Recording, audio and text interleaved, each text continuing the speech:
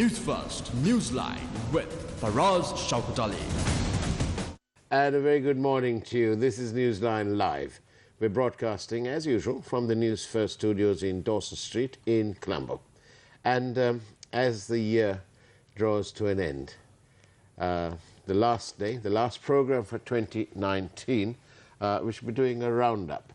And we're joined by a guest who's not too unfamiliar to our network. But before that, I'd like to, on behalf of all of us at Team News First, and indeed of our group, the Capital Maharaja Group, I'd like to say thank you, and thank you for 39 years of amazing loyalty and service to the nation. Today is the last day of service for Admiral Ravi Wijegunratne, who retires after 39 years.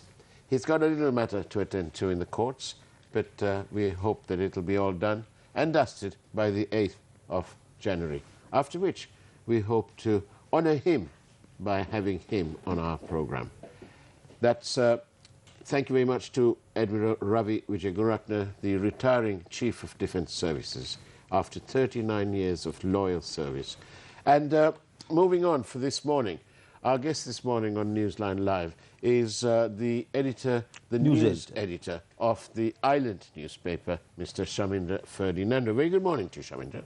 Good morning, Faraz. I keep promoting you as the editor, don't I? Do you get into trouble when you get back to the office? Certainly not, Faraz. Good. Thank you very much for being on the program. I thought I'd ask you, 2019, today's the last day, the last program of that year. Can you tell me, with cold neutrality, the cold neutrality of a judge, what are the good things that has been achieved in 2019? Good things, for us, maybe the change, the major change we experienced in 2019 was the change of government. As in the election of... Election this year, the president election.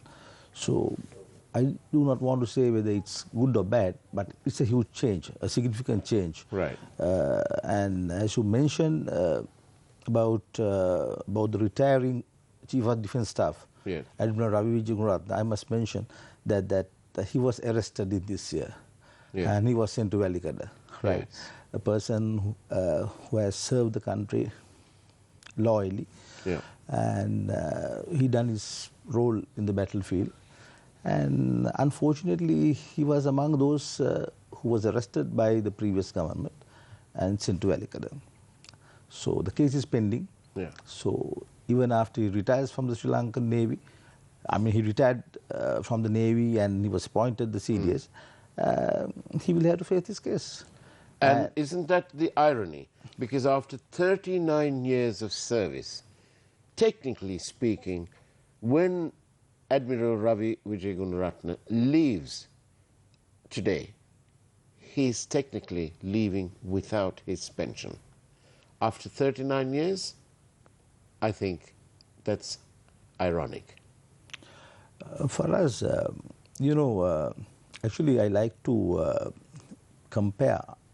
discuss the issue with the recent arrest of the Swiss embassy employee, yeah, Ghania, as well as the accusations made against the former Defence Secretary, now President Gotabaya Rajapaksa, at a press conference called by former Minister Rajat Senaratne, yeah, at the America's headquarters. Do you think it's prudent to discuss this?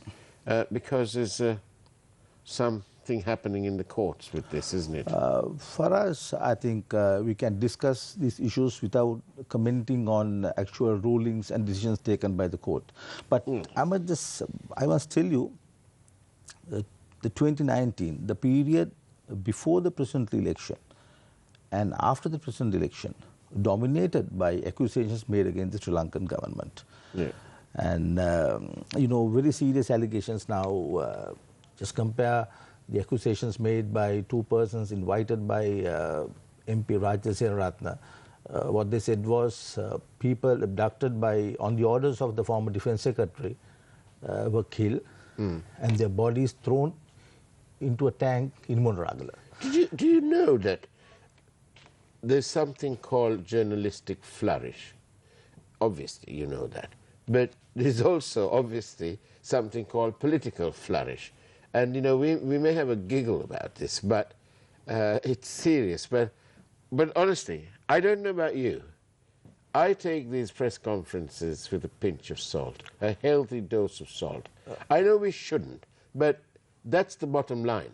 Because how many times do you listen to some of this tosh that's said at these presses, and then you know jolly well that when you go back in your office, you're checking to see the veracity of these statements, and when you do, you're thinking, oh my God, this is all wrong. For us, I do not see it that way, because of course our politicians, both sides, those in the government and the opposition, they lie. Yeah. They are blatant liars, right? There's no doubt about it, and so we agree on that. Yeah. But the particular accusation that people arrested or abducted in white vans were taken to Monoragala, it's a very serious charge for us, because this charge should be inquired into against the backdrop of other accusations. But that's what I mean. No, see, Faraz, in 2015, the Yahapalana government in Geneva betrayed the armed forces.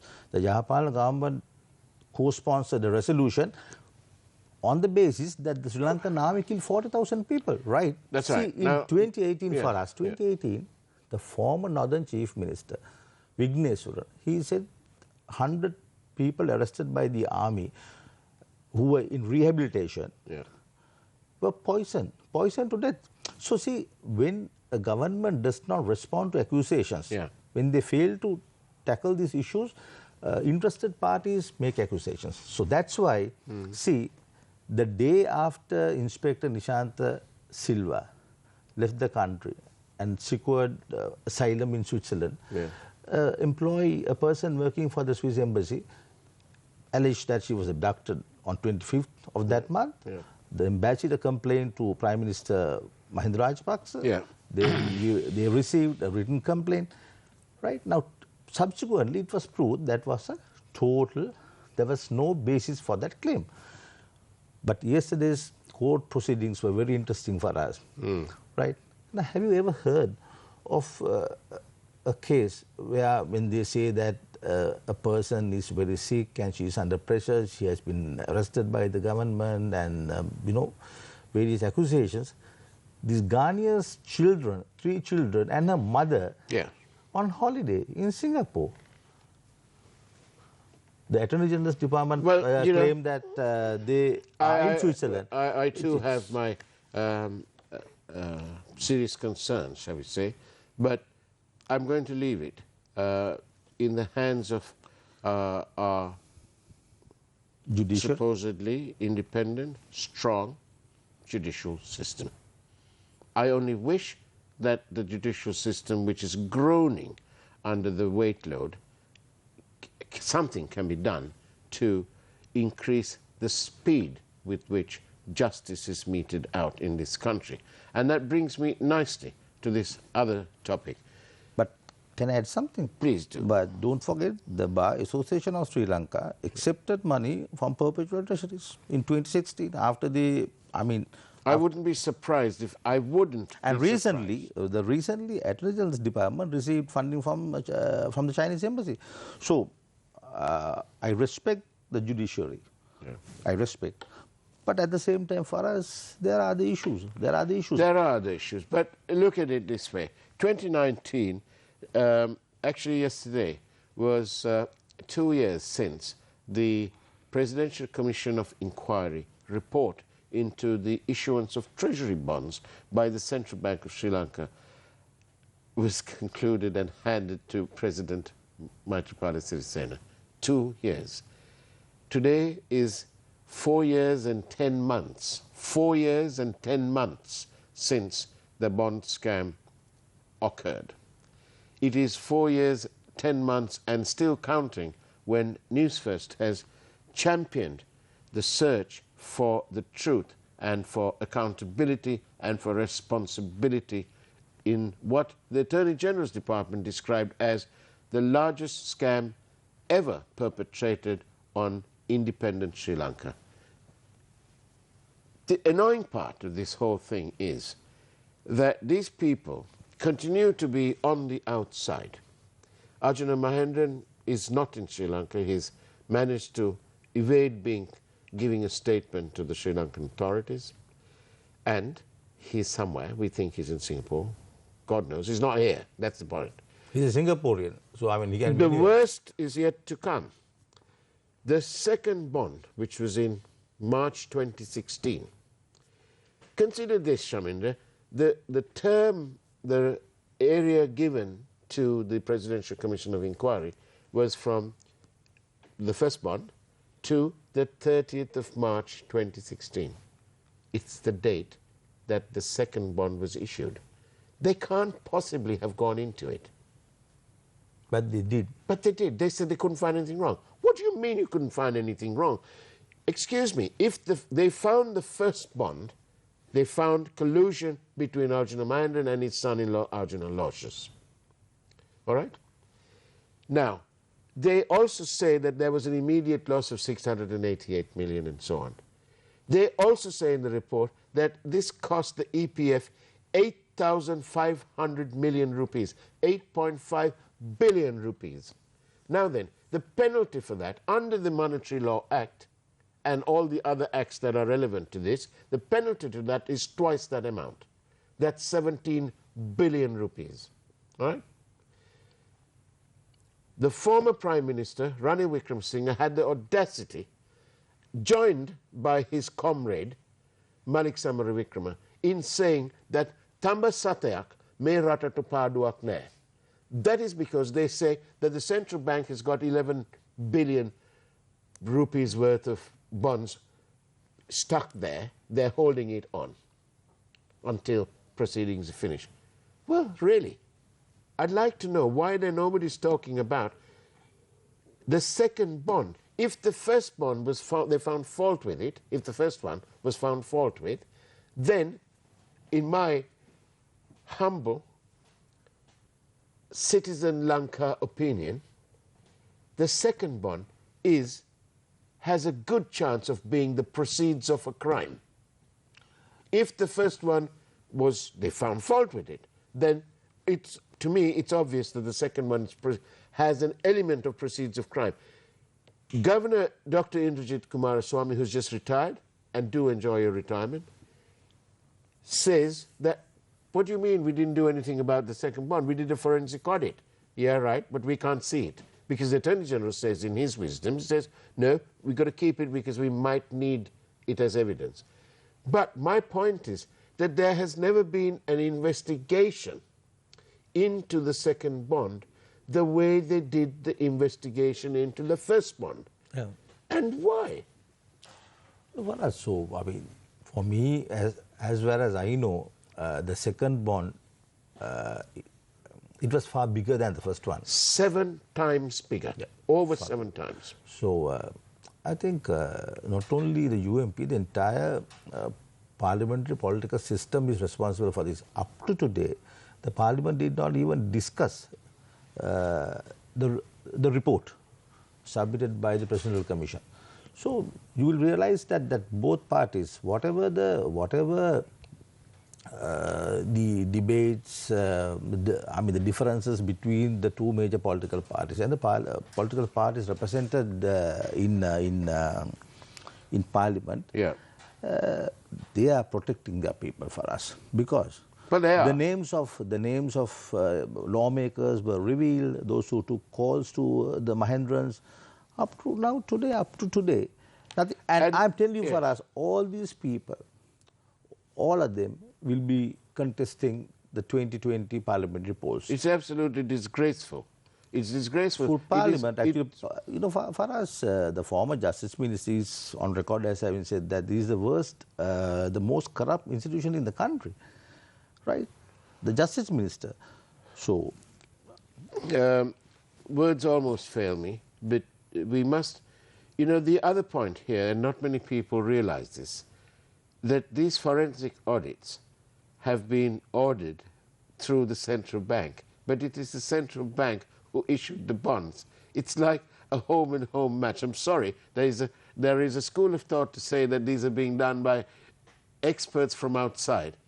Nevertheless, the reporting agency, the client, is the very institution that issued the banks, the treasury bonds. It should have been somebody totally independent. It could have been even the president's office. And why not? The president is the highest authority, is he not? They could have done that.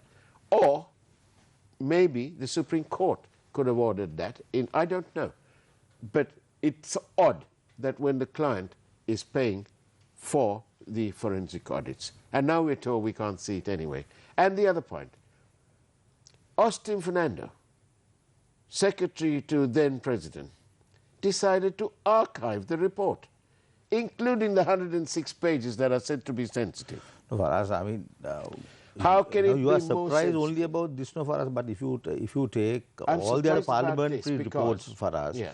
you take the COPE reports, the PAC reports, nothing happens. Right? Now, the previous government, they rented a building and paid 1 billion rupees on that building. I should tell you a little bit about that. Right. This is 1 this billion is where rupees. the Ministry of Agriculture And is being... for us, they misled the parliament.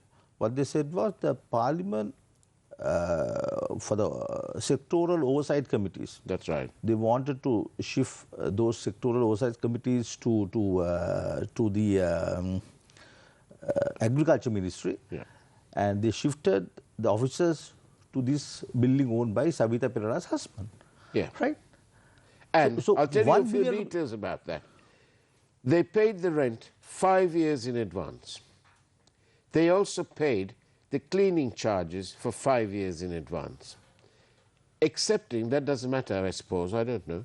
You might get a better price.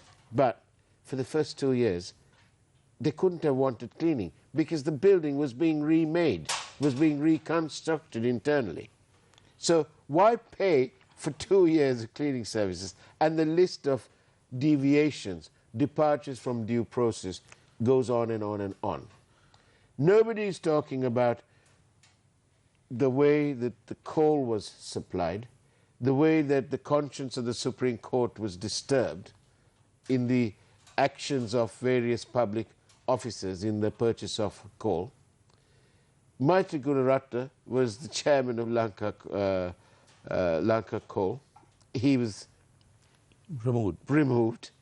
He was sent to some other outfit, I think Lanka Mineral Sands, I think he was, and he was subsequently appointed governor of the central province. and then later appointed governor of the central bank, well, of the central province. God, so you know, I'm struggling to find Actually, you are struggling. I mean, all of us are struggling to name a single honest transaction.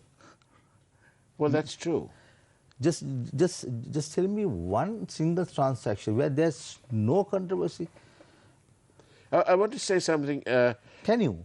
I don't know. I'm finding it difficult. If you take Sri Lankan Airlines, you take coal, procurement to armed forces and other... It's a veritable disaster. It's a veritable disaster. So what are you saying then? That the only good thing about 2019 was that there was a change of government?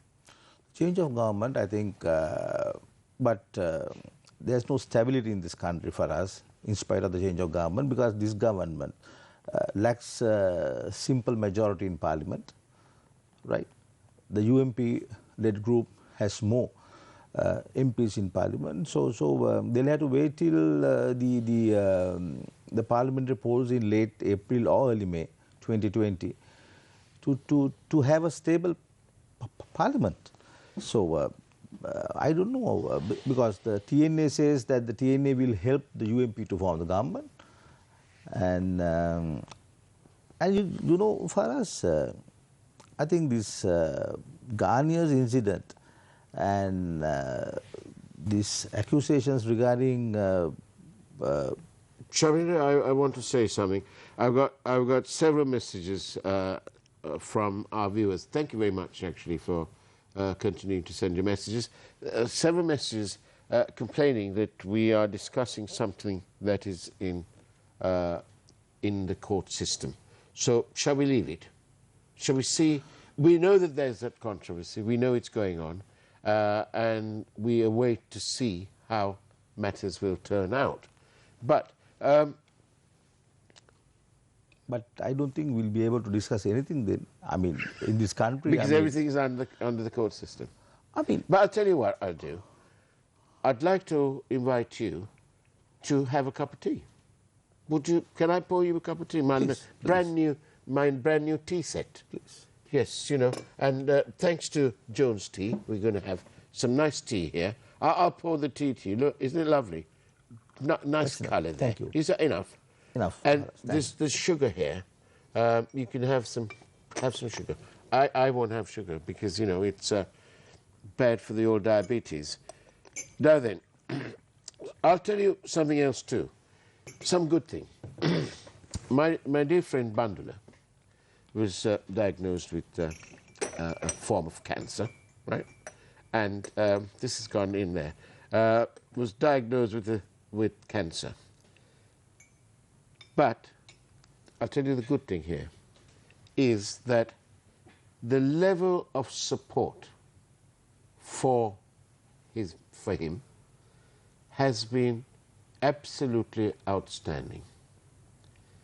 It's moved me to think there were people who sent even 50 rupees from all over the world, and it brought home to me that Sri Lankans are Sri Lankans wherever they are, whether they are in Canada, the USA, Australia, Fiji, wherever. Sri Lankans, their heart is here. When they see or they hear of Sri Lanka, they know that their heart is here. And so to the level of that support, it's absolutely amazing.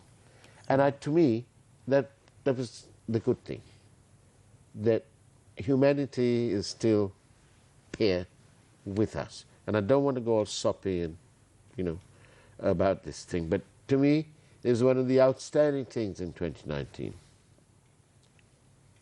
And I agree that, politically, of course, it's different. But, Shamindra, where is it going forward?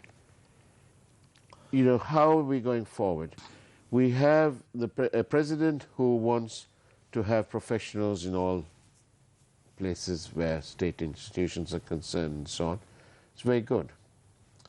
And then we have the Prime Minister with many things, with many ministries. We understand this is all part of a sort of interim government, or if you like, a temporary one, because of the elections.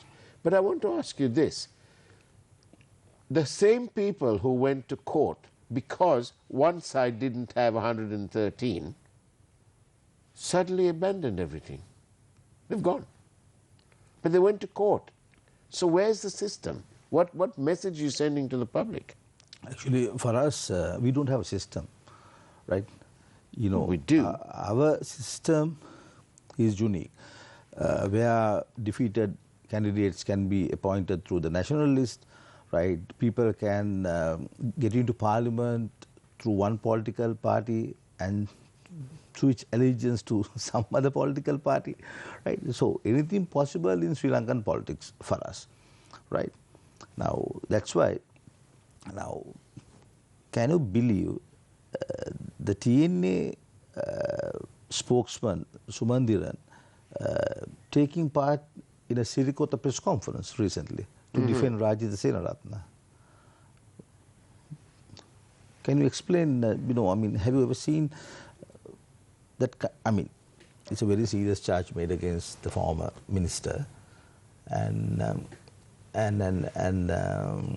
but the TNA, in spite its General Secretary Mave declaring that it has not taken a decision to support UMP or any other political party at the forthcoming election, the Sumantiran sat on that press conference, right?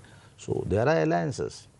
If you take the presidential polls from 2010, then 2015 and 2019, the JVP, the TNA and the UNP work together along with the SLMC. Right? I want to, I don't mean to ignore you, but I hear you. I just want to read some of these messages we've got. It's the last day. After all, it's their program, the people's program. And here we go. I agree with you. The new president should take steps to ensure that all these monies, those monies, should be recovered. Another one, all those reports cost money. We would be a rich country if we didn't have to spend so much. Another on one, reports, on commissions. On these various reports, yeah. A country which does not have a yearly budget is a country that does not have control. Faraz, Sri Lanka is a failed state. Well, that's another opinion there. Another one says, thank you for hosting Newsline for all these years. Hope you will continue with the work in 2020 and onwards. Thank you very much for that. And so on. Thank you to all our viewers for having supported us by watching, by sending your messages, by being critical, and by giving us new ideas, letting us know. Thank you for all those people in all these years who've continued to have become sort of whistleblowers, pointing us in the right direction in various matters that we've been looking into. Thank you. It indicates to me that democracy is alive and well in Sri Lanka. And so thank you on behalf of this program. Thank you on behalf of Team News First, and of course, thank you on behalf of the Capital Maharaja Group. I'd like to wish each and every one of you a really happy and contented new year. A new year in which, hopefully, all your dreams, all your aspirations will at least go some way towards becoming reality. And Faraz, can I interrupt you? Please. Now, I'm sure a lot of politicians, lawmakers and senior government officials, they must be watching your program. Yeah. Do you have a special message for them? I think you addressed the ordinary Sri Lankans just now. Do you have any special message for politicians, officials and maybe foreign diplomats? I do. I'd like to say to the foreign diplomats that Sri Lanka, don't forget, we may be tiny, we may be having challenging economic circumstances, but at the end of the day, Sri Lanka is tiny, it's beautiful, and don't forget this, it's a sovereign state. Less of this interference. We are not for sale. Our politicians probably, maybe, but the country, the people, we're not for sale. The people stand as one country, one nation, one Sri Lanka, and woe be unto anybody else who tries to come and upset that little tropical paradise that we call home, Sri Lanka. That's my message to all those others. I love it, Faraz. Do you like that? Definitely. Shamita Ferdinando, thank you very much for being on our several programs, several times. And, you know, I'd like to say thank you very much and give you this thank you note. And it's from all of us here. Thank you, and thank you. And that's the way it was on Newsline Live for the last program in 2019. Take care. Have a wonderful year ahead of you. And of course, God bless.